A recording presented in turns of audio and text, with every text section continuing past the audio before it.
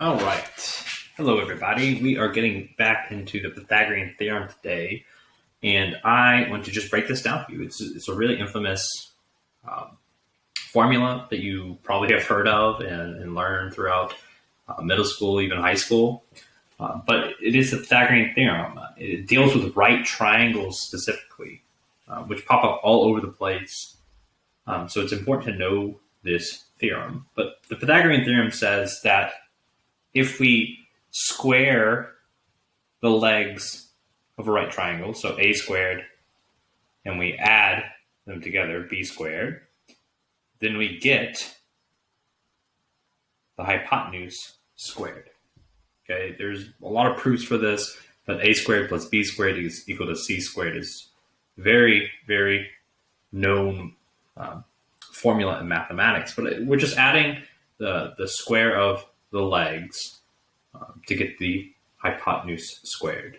We use this a lot to figure out what the side lengths of our triangles are going to be, especially or only for right triangles, or for the hypotenuse as well.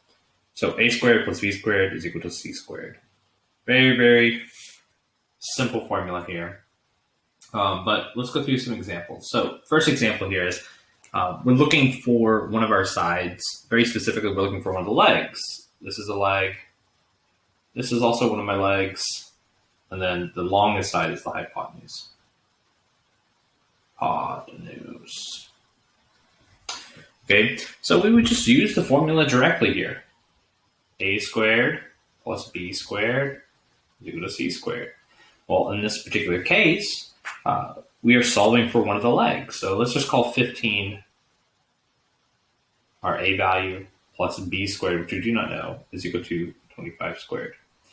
Now, I don't expect you to know your perfect squares yet, but if you do, you're more than welcome to plug it in here. But we have 15 squared, which is 225, plus b squared, we do not know what that is, we're solving for it, is equal to 225 squared, which is 625. You subtract over the 225, you get b squared is equal to 400. Very convenient. And then in order to solve, you take the square root. Now, whenever you take a square root, you want to do plus or minus the square root. Okay. However, since we are working with a distance, we know that it will only be the positive. So b is equal to the square root of 400, which is 20. So our side length for b is 20. Right? Another example. This one's solving for the hypotenuse. And so if we're solving for the hypotenuse here, we want to figure out what c is. So again, a squared plus b squared is equal to c squared. It actually doesn't matter which is a. Let's just go ahead and call 7a, and 4 will be b. So we have 7 squared plus 4 squared is equal to c squared. Well, that would be 49 plus 16 is equal to c squared. We get 49 plus 16, which gives us 65.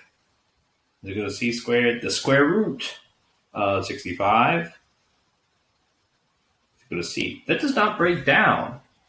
Okay, it does not break down. Again, we can use a factor tree to help us with that if we need it, but 5 times 13, we have 2 prime numbers there, so it will not break down.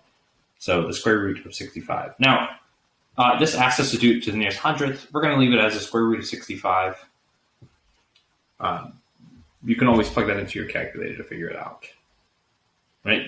Those are the 2 most basic cases of the Pythagorean theorem. You're either solving for the hypotenuse, which is very straightforward, or you have to subtract across and solve for a leg.